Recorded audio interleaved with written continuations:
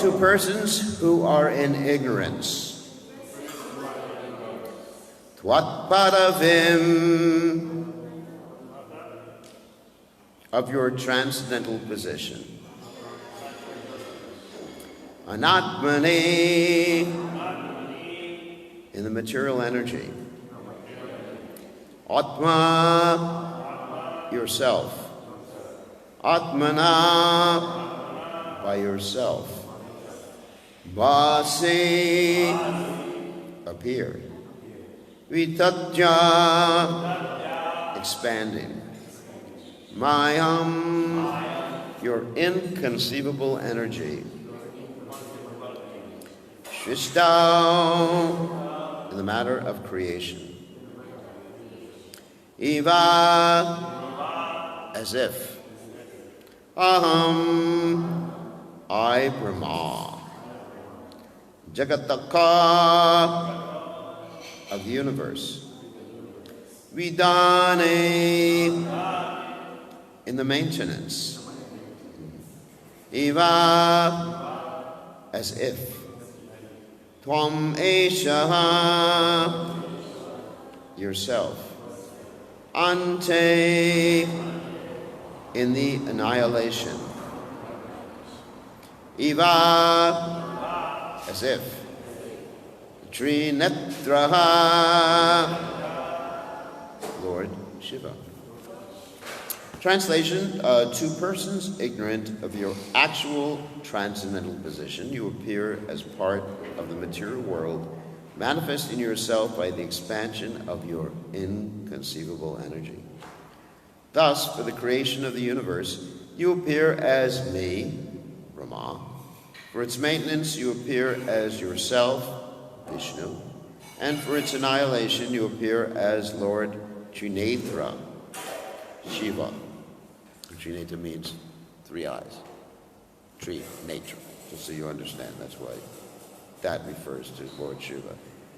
Purport by His Divine Grace, A.C. Bhaktivedanta Swami Shila Prabhupada Ki Jai. Although the impersonal Mayavadi philosophers think that the demigods are illusory, Lord Brahma, Lord Shiva, and Lord Vishnu are stated here to be expansions of the Supreme Personality of Godhead, and are thus real. Indeed, they are extraordinarily powerful controllers of the universe. The ultimate truth is a supreme and beautiful person. And thus, throughout the creation of God, we will always find the personal touch. So, Janatam Tvatpadavimbanatmane Atmatmana Pasi Vitatjavayam Shristhavivaham Jagato Vidhana Ivatwameshonta Ivatrinetra Ha. So, Omagana Tumiranda Shagananjana Shlakaya Chakshur Unmeditam Yena Tasmai Shigurve Namaha. So, here Srila Prabhupada, as he does in many other cases, refers to the word Mayavadi. So, I think we should really analyze these different words like Mayavadi, impersonalist, voidist, and try to understand the distinction. So, technically, Mayavadi, Maya, of course, in this particular instance, means illusion. So technically, Mayavadi means someone who thinks that everything is illusion.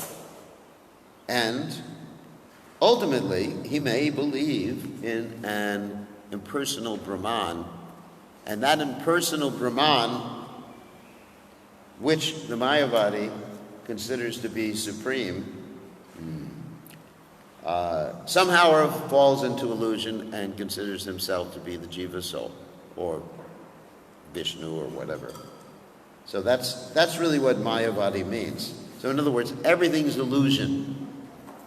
All varieties illusion. So the problem with that philosophy, according to Srila Prabhupada and our previous acharyas, is that if you accept that philosophy, and of course that's also Shankaracharya's philosophy, Lord Shankaracharya, who is actually Lord Shiva. If you accept that philosophy, then you're saying basically not that Brahman is supreme, because the word Brahman means, the best or the supreme. You're saying that illusion is more powerful than Brahman. So there's an inherent contradiction. Does everybody understand that? There's a contradiction in saying that Brahman is an illusion. Because, therefore, there must be that second energy, that second force that puts Brahman into illusion. Or if you say Brahman decided to be an illusion, then you're saying that Brahman is not impersonal. So there's another contradiction there. Does everybody understand? So there's two problems with that philosophy. Many other problems. So this is technically called Brahman Vivarta. Vivarta means illusion. And actually there's an interesting book by Jagadananda Pandit called Prema Vivarta. So Prema Vivarta means that when one is in love with Krishna, one is an illusion too. What does that mean? Because one forgets that Krishna is the Supreme Personality of Godhead and becomes overcome with the different bhavas or emotions. That's called Prema Vivarta. And it's described that Bhakti Vinod Thakur and Srila Bhakti Siddhanta Saraswati Thakur, they really relished this book by Jagadananda Pandit, Prema Vivarta. And you'll find that book mentioned in quite a bit in Srila Bhakti Vinod Thakur's Jaiva Dharma, Prema Vivarta. So anyway, so that's called Vivarta, or illusion. So that's Mayavad philosophy in a nutshell, right there. And Mayavad philosophy generally is equated with impersonalism, which is, pretty similar. So apart from that, there's voidism. Voidism is more like the modern understanding of Buddhist philosophy, where ultimately everything is void. Of course, that's not really what Buddha taught. Unfortunately, the Buddhists, they misrepresent Buddha. Buddha himself simply taught that we're not this material world, we're not this material body, and then you should become detached from it. That was Buddha's entire teaching. Buddha's most famous sermon is a sermon at Deer Park. Obviously, there was a park full of deer at that particular time. And so Buddha, in this particular sermon, of which we have pretty much the understanding of what he said, sometimes even the words of what he said, because it wasn't that long ago, something over 2,000 years ago. He said that we're not this body, we're not this world, we're not this, not this, not this. So that's called the Nyeti philosophy, where you negate everything. But he didn't actually say what we were. He didn't actually say anything about the eternal soul. And so then later on you find many of the Buddhists, they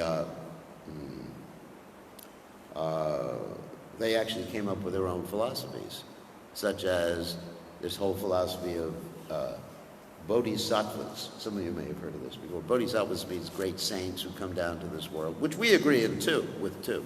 There are great saints, they're called Shaktavesh avatars, who come to this world. So, anyway, so that's impersonalism and voidism. And there's another word to be understood in this particular regard, which is called parinam. That's another Sanskrit word. Parinam means basically that something becomes transformed. So another version of impersonalism is called Brahman Parinamvada. So just like you have Mayavada and Brahman Parinamvada, means that Brahman becomes transformed. So we are not advocates or believers in that. Brahman is never transformed, the soul is never transformed, although it appears that our soul becomes transformed or changed in nature due to its contact with matter. The example given in the Vedic literatures is like the reflection of a heavenly body like the sun or the moon on a body of water. It appears like it's trembling. Like you look at the body of water and you see, oh, the moon is trembling or the sun is trembling. But it's not trembling. It's the water is trembling. So the soul's is not actually in matter. It's actually completely transcendental. And its presence in matter is represented in such a way so it seems like the soul is changing in nature. So Brahman never changes. And we are Brahman too. Vishnu Shakti Pura Prokta Chaitrakya Tata Pura Vidyakarma Sangenya Tratir Shakti Ishate. There's two aspects of the Lord's tattvas that don't change at all. That's the jiva soul and also his spiritual energy and also him. You know, Vishnu, the energy. Anyway, but what actually gets changed is the material energy. The material energy is endlessly mutable, endlessly transformable. Anyway, so these are what Srila Prabhupada is speaking about here. So why is it, let's talk about, why is it that someone would be ignorant of Krishna's actual transcendental position?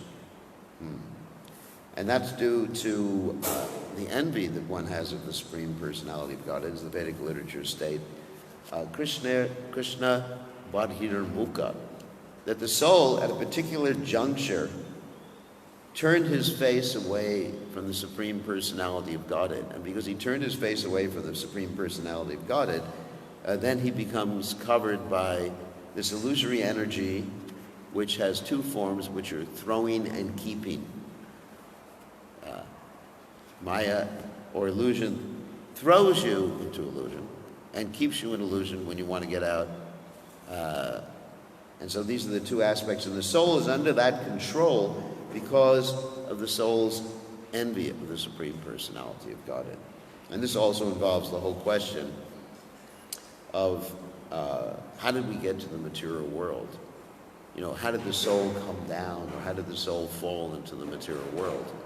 And of course you have people say that the soul did not fall from the spiritual world. The soul was actually, basically, this is a concocted philosophy. The soul was actually born and then just came to the material world. But we were actually Krishna-conscious living entities, as Srila Prabhupada states. And then we decided to come to the material world because of our envy of Krishna.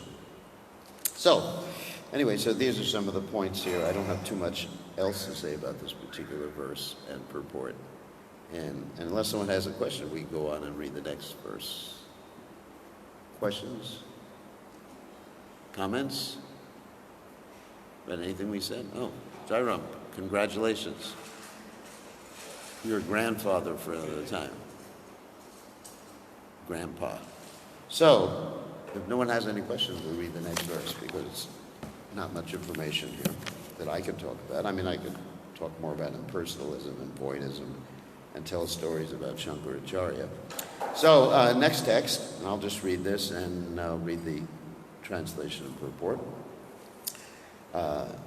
So, Reshiv Vishat Traivan Rishapi Tiryakshuyad Yadakshvapitejanasya Janmasatam Durmata Nigrahaya Prabhovidatta Sadanugrahaya Cha.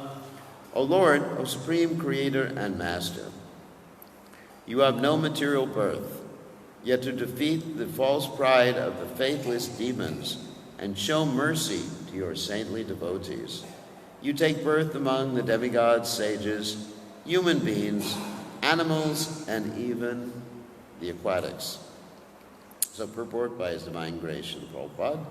Among the demigods, Lord Krishna appears in such forms as Vamana Deva, among the sages as Parashurama, among human beings as Lord Krishna himself and as Lord Ramchandra, and among animals as the boar incarnation. Lord Krishna appears among the aquatics as Matsya, the gigantic fish. Indeed, the plenary expansions of the Supreme Personality of Godhead are innumerable, as the Lord relentlessly comes down within the universes to smash the false pride of the atheist and show mercy to the saintly devotees. In another sense, the Lord never appears. Since he exists eternally, his appearance is like that of the sun, which is always present in the sky, but which periodically appears to our vision. So, here we're talking about the purpose of the Lord's advent, which is something all the devotees know about. Yada yada hi dharma sha, glani bhavati bhavita, bhutanam dharma sha. Tadatmanam Shijamiham, Krishna comes down to destroy, annihilate the miscreants, establish religious principles, and protect the devotees. So that's what we call the exoteric reason for the Lord's advent. And the Lord has his esoteric reasons. And I mentioned this before to devotees, but it bears telling again. Exoteric means something that's really apparent. And esoteric means like hidden or personal reasons. So Krishna's personal reasons for coming down are different than the exoteric reasons. So his exoteric reasons are what we just described, killing the demons, etc. And the esoteric reasons are for his enjoyment. Because Krishna is the supreme enjoyer, and whatever he does is for his enjoyment, and he is independent, as mentioned in the first verse of the Bhagavatam. He's Swarat, and interestingly enough, is also up to Kama. Swarat means he's independent. He doesn't need to do anything. He doesn't need anyone.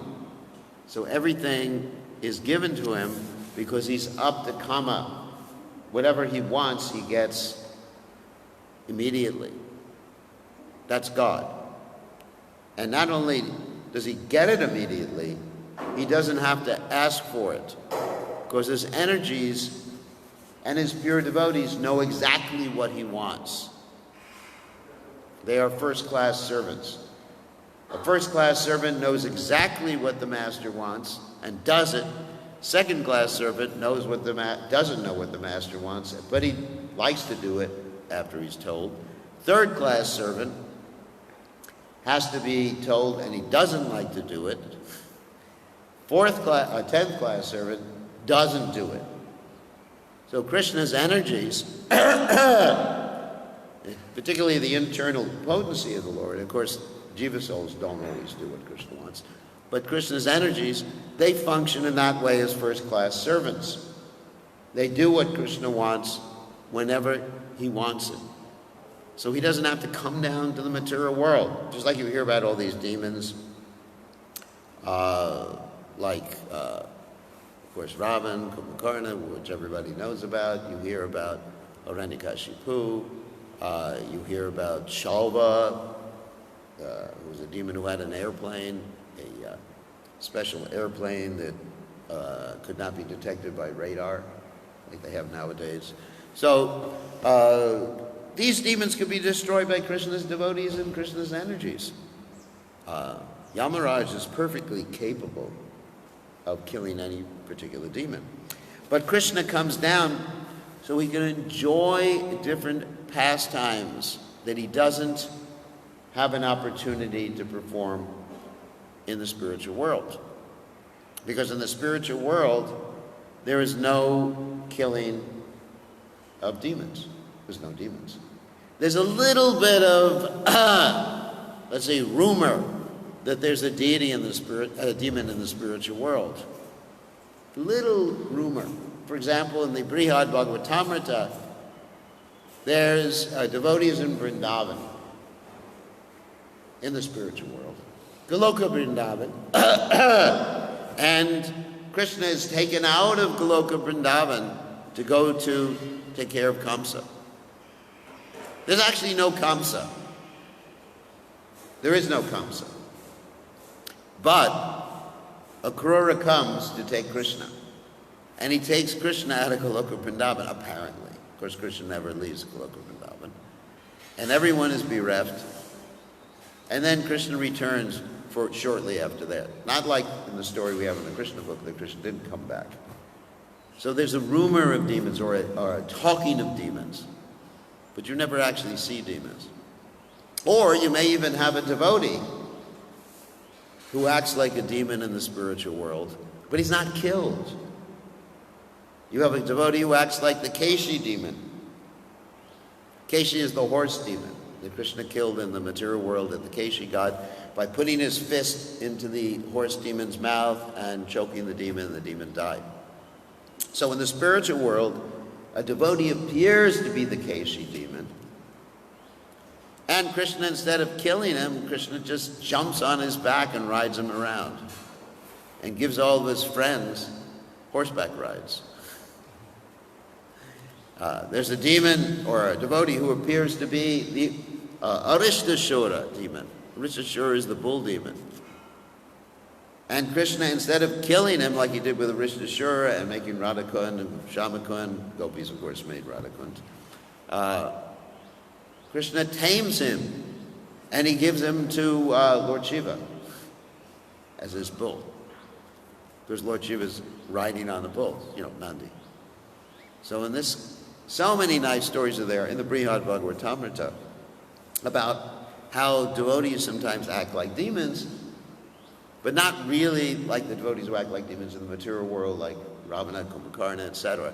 And they're giving Krishna pleasure in the spiritual world. But there's no serious fighting. It's all playful, like friends. So Krishna, he likes to have sometimes serious fighting. And so his serious fighting means to experience some of the indirect rasas that he does not experience in the spiritual world, such as ghastliness. Ghastliness means when something is so abhorrent, disgusting, like rivers of blood, like Parashuram mentioned here. What did Parashuram do? He created lakes of blood. Can you imagine that? Any of you work in the hospital, you know what blood is? It's extremely impure, right? You don't want to touch someone's blood, you can get a disease. Anyway, so can you imagine like a whole lake, several lakes of blood with heads floating on them? Headectomy, kind of someone say. So that's Parashuram. So that, that's Krishna's enjoyment. Or when Krishna fights in the battle of Kurukshetra, Krishna doesn't fight, but he sees that happening in the battle of Kurukshetra. So all these things are Krishna's enjoyment. Or the Matsya avatar is mentioned here. Just like some of us, we like to swim. Of course, in Fiji, hardly anyone gets swimming lessons, right? Because the parents have these dreams that their kid died in the water, right? So they don't give their kid swimming lessons, so the kid dies in water because he hasn't had swimming lessons. Kind of stupid, isn't it? We've taken the devotees to the beach sometimes, and nobody goes over their ankles because their mother is afraid they're going to die. And they probably would if they went over their ankles. So anyway, so Krishna, like people in this material world, what do? They put on scuba tanks. You know what a scuba tank is? The air tanks, They're not oxygen. Actually, one person passed away because instead of giving them oxygen, they were a patient that needed oxygen. They put a scuba tank on them. The scuba tank is not oxygen. It's just the same mixture of air we have here. So the poor person passed away because of that. Because they ran out of oxygen, the oxygen tank, and they gave him a scuba tank. So anyway, that has nothing to do with class. So the point is, people like to swim. People like to surf. Of course, Prabhupada called surfers sufferers. You understand? You ever see these people like big waves? They come here to Fiji too sometimes, certain seasons, and surf these big waves. But that's a natural tendency for a person. He wants to swim, or someone, and Prabhupada said the surfers are sufferers, and he also said they'll become fish in the next life. So anyway, and then sometimes people want to fly like a bird. So they have this thing called hang gliding. You ever heard of hang gliding? Hang gliding, I don't know if they do that in Fiji. That's where Fiji would be a great place for hang gliding because you got all these nice mountains and everything like that. Always wanted a hang glide. So anyway, but isn't it, sometimes we think, oh, we could fly like a bird. It would be really nice. Of course, nowadays, people get flying lessons. It costs, I was just talking to a devotee who's taking flying lessons here. It's costing him every hour he pays $450 just for permission to be in the plane and fly it. Pretty expensive. So we like to fly in the air, right? So Krishna has bird incarnations. Krishna has fish incarnations. Krishna has lion, half lion incarnations. Krishna has a boar incarnation. In fact, Krishna has incarnations in every species of life. And he's enjoying like that. Like little children, they put on costumes to enjoy. So Krishna's the enjoyer. And that's the real reason Krishna comes down to this material world. To enjoy different leelas that cannot be fully manifest in the spiritual world for a variety of reasons. I mean, the spiritual world, Krishna doesn't have a fish incarnation. In fact, Srila Prabhupada said that the non-human incarnations of the Lord are only present in the material world. So there's no Matsya Loka in the spiritual world. That's only in the material world. Of course, when Krishna assumes that particular personality, it's the same body, of course, then it's just as spiritual as his manifestations in the spiritual world, but it's just Krishna's enjoyment. So we have to see like that. And so that means that Krishna is always wanting to enjoy, and is always enjoying. What is our business? To give Krishna enjoyment. That's what Krishna wants. And then when we give Krishna enjoyment, then we become happy. And when we try to give ourselves enjoyment, it doesn't make Krishna happy and it doesn't make us happy. Because we're connected with Krishna. That technical explanation or non-technical explanation that Prabhupada gave, how the hand is connected to the body and the hand gets enjoyment when the body, the stomach is satisfied. So in the same way, we get enjoyment when we satisfy Krishna. And so Krishna is the supreme enjoyer. So anyway, any questions or comments about giving Krishna enjoyment? What gives Krishna the most enjoyment?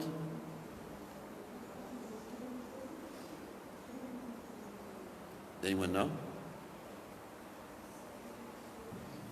What?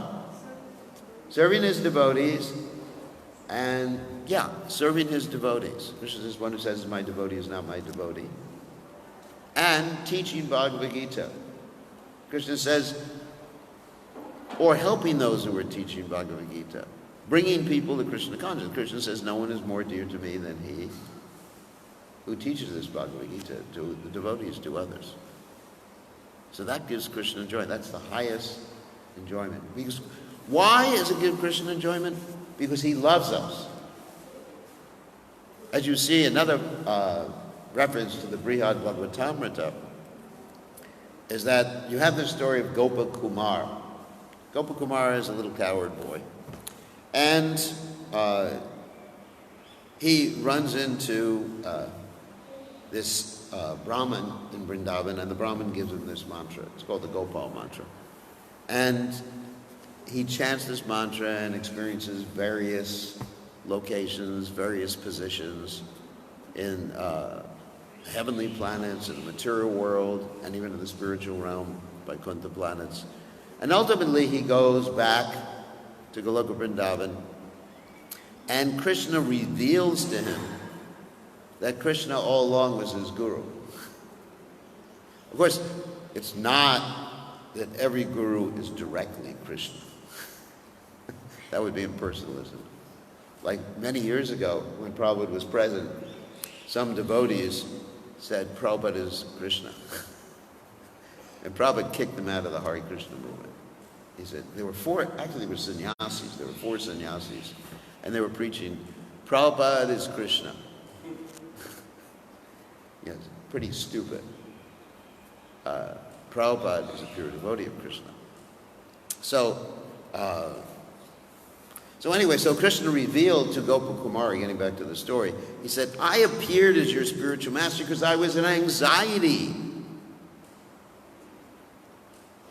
So when we are separate from Krishna, we're putting the Lord in anxiety. When the child is doing some rascaldom, I mean real rascaldom. Normally rascaldom is cute when the child's small. But let's say the child becomes a criminal. It's so painful to the parent. It's so painful. I mean, you cannot imagine. Especially the mother. The father sometimes doesn't care. But the mother's love is just like, the father says, send the kid to jail. But the mother feels this like intense pain in the heart, isn't it? Oh my God. Or when the child is well, it's just like the heart becomes so joyful, it starts beating, it's always beating, but it starts beating. So Krishna's like the mother, He's just like thinking of us. That's why he's in our heart. Like the mother has the child in her heart. It's just nice. Like if you're a mother, it's not only do you have super soul and the soul in your heart, you have your children in your heart. And so Krishna is like that.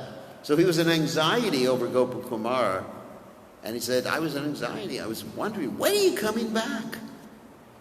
And when he finally comes back, Krishna not only embraces him, but Krishna faints in ecstasy. And the other residents of Vrindavan are thinking that Gopakumara is a demon because he's made Krishna unconscious. They said, what kind of demon is he? Krishna's unconscious. And Balaram knows better than that. And so that's the love that Krishna has for us. So that's the best way to give Krishna happiness is ourselves. You become Krishna conscious. That means regular hearing, chanting, especially hearing is most important. Devotees neglect that. The whole process of devotional service, beginning with Shravanam, Kirtanam, Vishnu Smaranam, like I said, begins with Shravanam. If you don't Shravanam, you're not going to be able to Kirtanam or Vishnu Smaranam. You understand? There's no way. You have to hear. And so, generally, we're neglecting the hearing process. We don't read Prabhupada's books regularly. We don't hear from Prabhupada's books. We don't hear Bhagavatam class. And therefore, basically, our mind gets diverted to so many things, the modes of nature. So we have to regularly hear from Prabhupada, or about Prabhupada. Just like last night we were talking about Prabhupada, which is another type of Krishna Katha, talks about Krishna's devotees. And I was amazed the devotees were very attentive. I've never seen that before in Fiji. Generally, look around in Bhagavatam class, people are sleeping. But they were very attentive. So we have to hear about Prabhupada and hear Prabhupada's instructions and read Prabhupada's books. And so when you Shravanam, then you can do Kirtanam, Vishnu, and that gives happiness to Krishna. Like you're hearing Bhagavatam class now is giving happiness to Krishna. Krishna's happy. Oh, they're hearing about me. Also, I was listening yesterday to Prabhupada speak about how Krishna is has the original egotist. He likes to hear about himself. Just like we like to hear about ourselves. Like if I say, oh, Sumukh, you're so nice. I was talking to him last night. I remember in the old days, we came here to Fiji. You were a nice young man. He said, oh, thank you for talking about me. So Krishna likes to hear about himself. So that gives Krishna pleasure. And then we become Krishna conscious, Krishna becomes grateful, and we bring others to Krishna consciousness. And that's how we give Krishna pleasure. And that's what the Lord wants. That's the Lord's pleasure. His pleasure is love, loving exchanges with his living entities and his energies. So, we got 4 more minutes. Any questions or comments? Another question, comment. Please ask questions. Yes.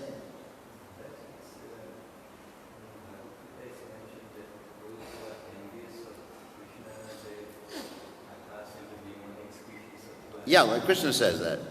Those are they're cast in the demoniac species of life, lower and lower, never to approach me. Yeah, Krishna says that. So it's difficult to comprehend Krishna's love for us in that manner. Good question. What's Krishna's love if someone is cast into demoniac species of life, sent to hell, all these other nice things described in the 5th canto of Srimad Bhagavatam? Well, what do they say? Spare the rod, spoil the child. You ever heard that before? Sometimes you need some tough love.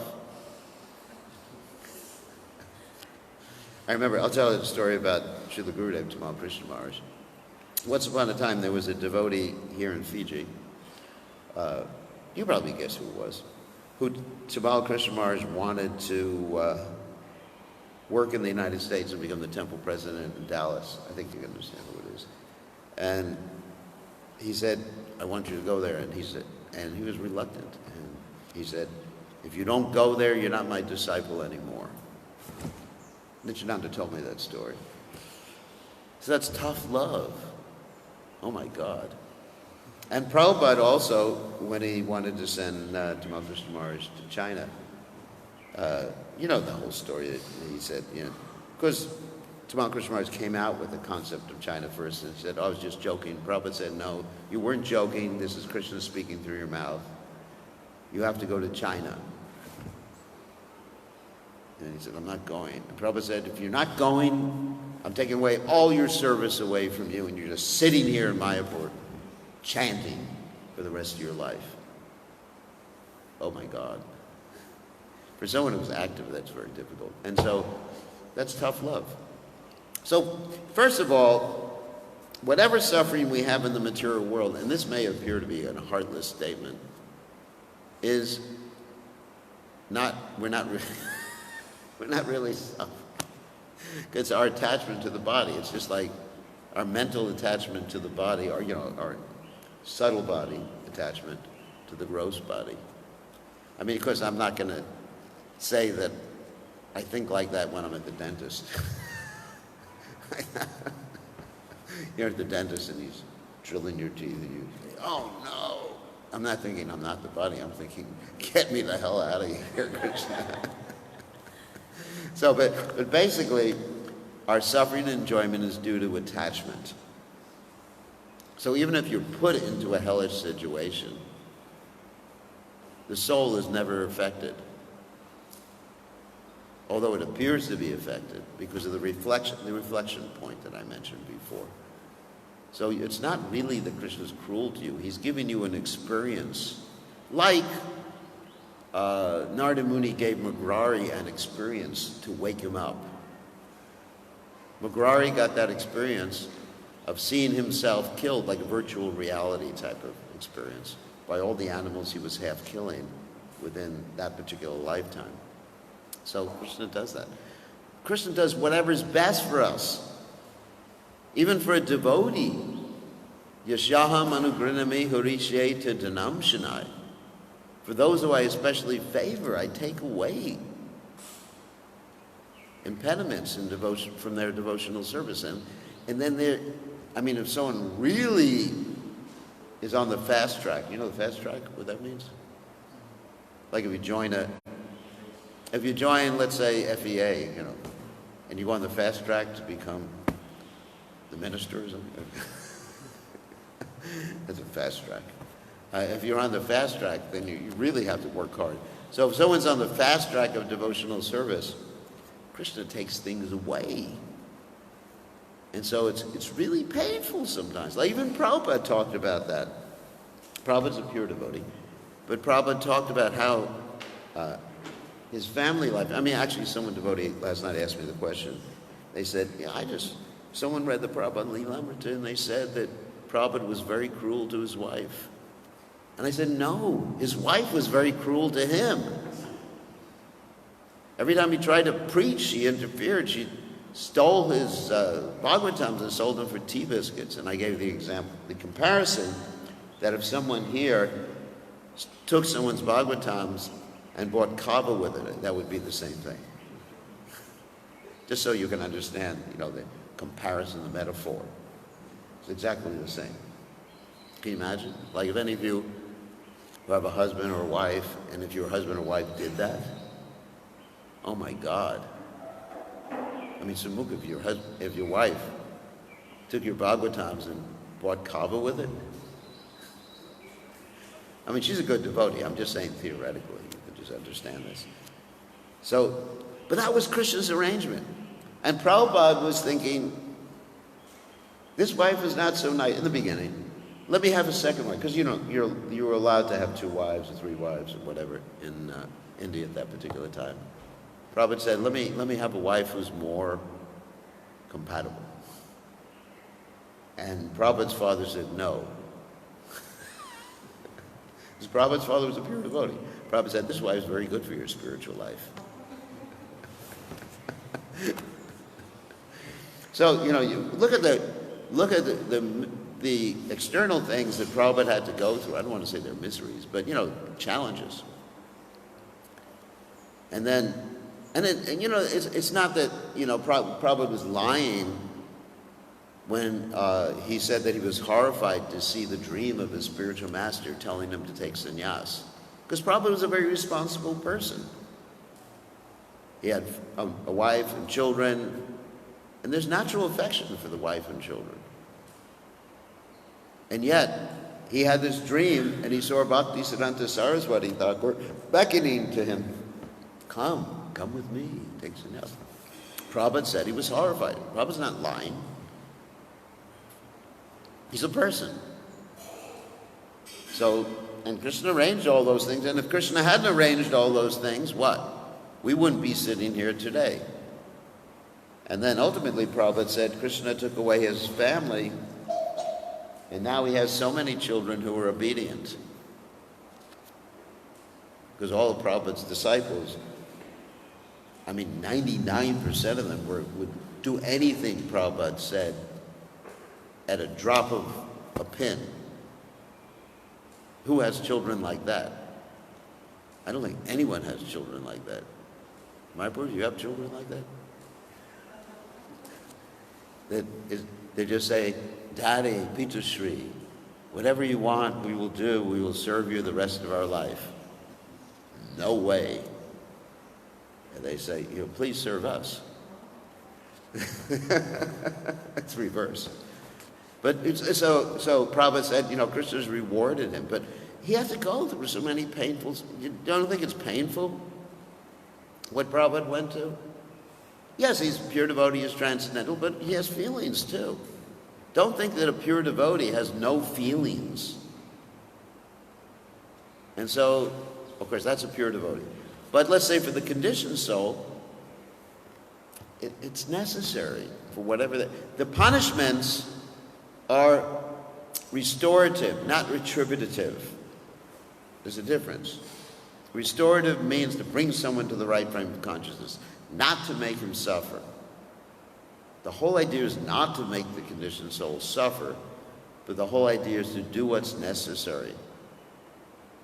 And oftentimes I give the example, you go to the hospital for an operation, and it's going to be painful. But if you don't go, it's going to be more painful.